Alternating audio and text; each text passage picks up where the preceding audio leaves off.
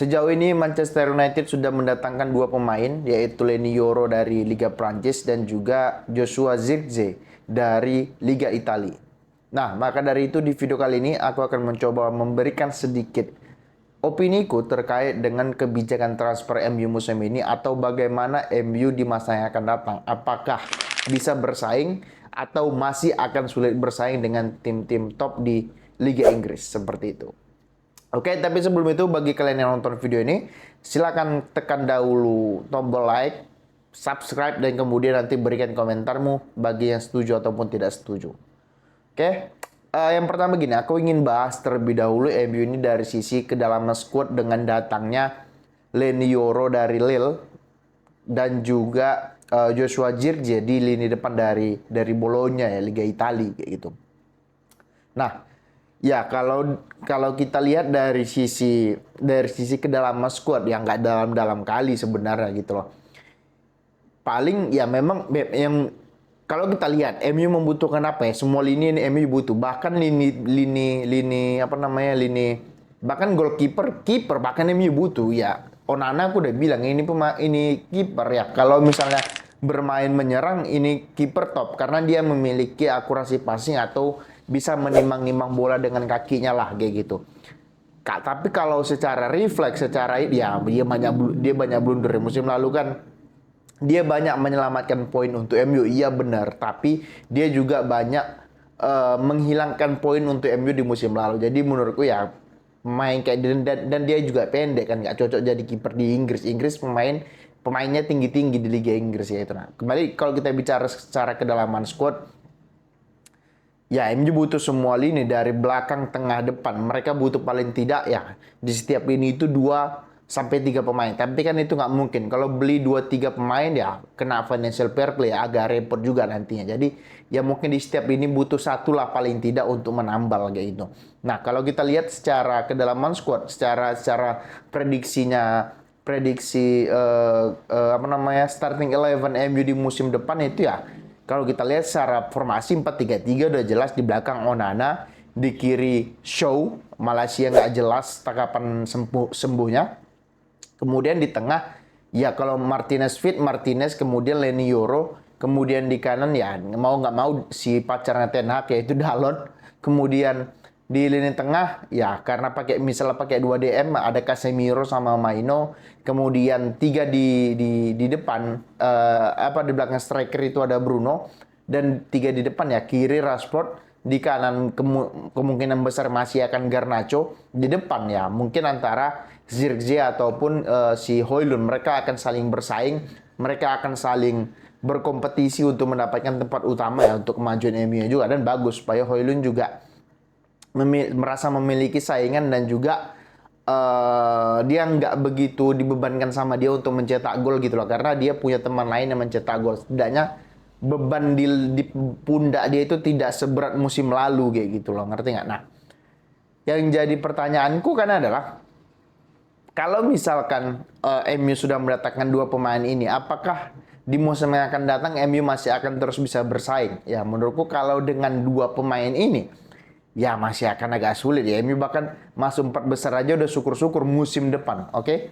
Sementara musim yang akan datang itu kan mulainya bulan Agustus ya kalau nggak salah. Ya, di awal-awal di pertengahan Agustus udah mulai kick off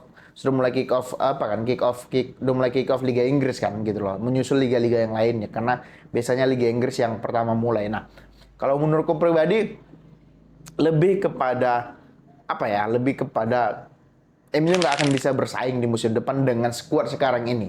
Oke, dengan skuad yang ada sekarang. Karena Leny Yoro itu masih 18 tahun. Nggak bisa kita berharap lebih. Ya kalau dia tampil bagus, syukur. Kalau dia tampil jelek, ya wajar. Dia masih 17 ataupun 18 tahun. Jadi nggak bisa disalahin dia juga untuk ngangkat MU lebih jauh lagi. Ya mau nggak mau nanti yang di tengah yang main ya Lisandro Martinez kalau fit. Ya, Varane karena udah dijual ke Como, bukan dijual, malah dipindah free transfer. Kemudian Maguire, Evans, dan juga Yoro. Mungkin Yoro ya, kalau aku pribadi beli satu back lagi yang lebih berpengalaman. Karena MU juga mengincar Matthias De Ligt kan. Jadi ya bisa aja Lisandro sama si Matthijs de Ligt ini jadi back utama, Yoro sekali-sekali main supaya memberikan jam terbang dia juga kayak gitu loh. Jadi kalau aku ya masih sulit untuk bersaing kayak gitu. Menurutku masih sulit untuk bersaing. Belum lagi kalau kita lihat back kiri, back kanan, back kiri, Shaw oke, one of the best. Kalau menurutku pribadi, Shaw itu one of the best secara bertahan ataupun menyerang. Oke. Tapi masalah dari dia adalah fitnessnya nggak bagus gitu loh. Kebugaran tubuhnya nggak bagus. Belum lagi Malaysia. Setahun yang lalu setahun musim kemarin dia nggak menendang satupun bola di lapangan. Oke.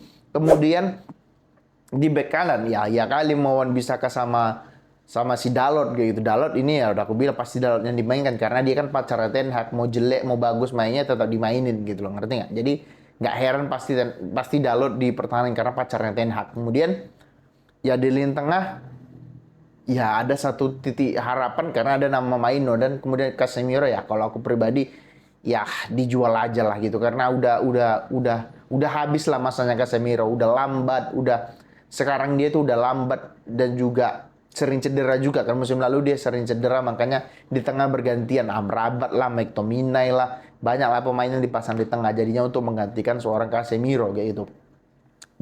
Dan di belakang striker Bruno.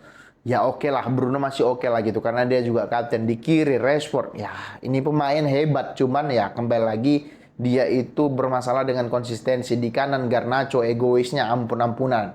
Oke, di depan si Zirkzee dan juga Højlund ya, semoga aja di musim depan mereka bisa menghasilkan banyak gol dan banyak kemenangan untuk MU gitu kan, karena bagaimanapun peran seorang striker di lini depan itu sangat menentukan gitu. Contoh kayak kemarin Haaland itu sepanjang musim bermain jelek tapi dia masih top skor. Kenapa? Dan City bisa juara. Itulah kalau sebuah tim itu memiliki striker. Karena walaupun dia bermain jelek, insting dia sebagai seorang striker itu pasti masih ada. Dan kalau dia ngegolin kan bisa membantu tim untuk memenangkan pertandingan ataupun mendapatkan 3 poin. Jadi kalau menurutku itulah pentingnya memiliki striker yang memiliki insting ya, kasarnya 2 peluang 1 gol. Ngerti nggak? Kalau bisa 1 peluang 1 gol, tapi kan agak sulit ya, 2 peluang 1 gol. Kayak gitu. Itulah pentingnya memiliki seorang striker gitu loh, daripada tidak memiliki seorang striker. Contohnya kayak Arsenal lah, kan mereka nggak punya striker yang top. Jadi apa ya, mereka di peringkat 2 aja di bawah City kayak gitu, ngerti nggak? Oke?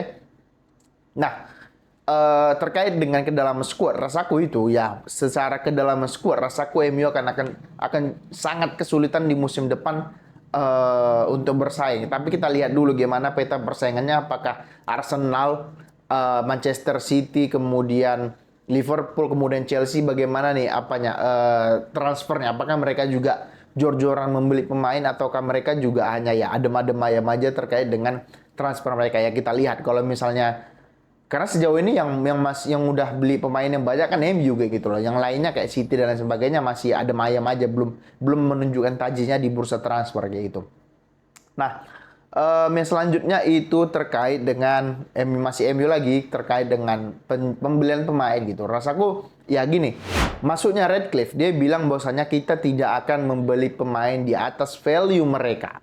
Oke, itu yang dikatakan Redcliffe pertama kali pada saat dia sah menjadi pemilik MU. Oke, dia mau merestrukturisasi MU mulai dari CEO diganti, direktur keuangan diganti, direktur teknik diganti, direktur olahraga diganti, direktur dan lain sebagainya diganti. Oke, semuanya diganti secara struktur. Karena tujuannya apa? Dia ingin orang yang bekerja di bawahnya itu orang yang memiliki visi yang sama dengan dia. Oke, secara visi luar biasa, bagus kalau bilang. Tapi nyatanya mereka beli Zirkzee 30-40 juta. Oke, fine. Tapi yang jadi masalah mereka beli Leny Yoro itu hampir 70 juta euro atau 62 ya, tambah add-ons 70 lah. Ya, pemain berusia 17 tahun yang belum membuktikan apa-apa sudah dibeli 70 juta. Oke. Ini kan sangat gambling, sama seperti zamannya Ed Woodward aja udah ini membeli Maguire hampir 80-90 juta. Ini membeli Yor ya, semoga aja ini kan investasi jangka panjang, artinya dia masih bisa berproses lah karena masih muda ya, semoga aja nggak salah beli kayak gitu loh. Dan kemudian yang bikin aku suka lagi adalah mereka tidak buru-buru untuk membeli De Ligt. De Ligt itu kan mereka tawar, mereka nggak mau beli De Ligt di atas 50 juta, nggak mau, mentok 50 juta, tapi Bayern beli dari dari Juve aja belinya udah 70-80, pasti bayar paling tidak minta 70 atau 80 juta euro juga. Ya MU nggak mau, kalau mau ya 50, kalau nggak ya udah take it or leave it kata MU. Tapi ya di sisi itu bagus gitu loh. Mereka nggak mau mengeluarkan duit lebih untuk pemain yang mereka rasa value-nya itu masih di bawah itu gitu. Mereka nggak mau membeli. Ya itu bagus. Cuman ya yang aku sayangkan kenapa beli Euro sebegitu besarnya, sebegitu mahalnya, apalagi dia masih muda dan juga bisa bilang minim jam terbang di internasional. Tapi ya memang itu uang mereka ya, terserah aja. Teman kembali lagi ya, mau sampai kapan beli pemain itu berjudi kayak gitu. Yang bagus ya Madrid, kata dia ya. Madrid nggak mau sebenarnya kan yang memperebutkan Euro ini dua, MU sama Madrid. Madrid bilang aku nggak akan mau beli di atas 25 juta. Kalau di atas 25 juta aku nggak mau beli, kata Madrid. MU masuk dengan 60 juta ya, si gobloknya si Radcliffe ini yang nggak tahu lah goblok atau nggak. Kita tengok musim depan gimana penampilan Euro kayak gitu. Masuklah 60 juta ya, disikat bungkus, kata Lil ya, bungkus aja udah bungkus itu Euro ke MU gitu. Kita lihat gimana musim depan gitu, oke? Nah, yang ketiga yang terakhir terkait dengan kebijakan penjualan pemain. Sejauh ini pemain yang pergi itu kan ya semuanya free transfer gitu loh. Kecuali satu, Greenwood. Martial free transfer, oke? Kemudian Varane free transfer. Si Amrabat balik lagi ke klubnya karena dipinjam. Kemudian siapa lagi? Nggak ada, cuman itu Greenwood aja yang dijual ke Marseille itu 30 juta plus penjualannya, kalau misalnya dia dijual ke klub lain 50% MU dapat fee dari hasil penjualannya si Greenwood. Ya menurutku itu good deal kalau gue bilang, baik untuk MU-nya, baik untuk Greenwood-nya juga, karena kasus dia di Inggris ya no excuse untuk hal-hal yang dilakukan oleh Greenwood, walaupun dia udah menikah, kasarnya sudah serumah, sudah punya anak dengan pacarnya yang disiksa ataupun di kekerasan yang dilakukannya kayak gitu. Tapi banyak juga pemain yang nggak laku, kayak misalkan McTominay itu udah mau dijual. McTominay, kemudian Casemiro, kemudian Wan-Bissaka, kemudian siapa lagi yang mau dijual. Bahkan kalau gue bilang Rashford kalau ada yang mau beli, ya 50-60 bungkus kalau gue bilang. Kemudian Bruno kalau ada yang mau ngambil 70-80 bungkus kalau gue bilang. Karena ya ini tim harus di restrukturisasi, harus dibongkar seperti yang dibilang Rangnick. MU ini butuh 10 pemain paling tidak, kata Rangnick. Dan yang dibilang Rangnick itu benar kalau aku bilang.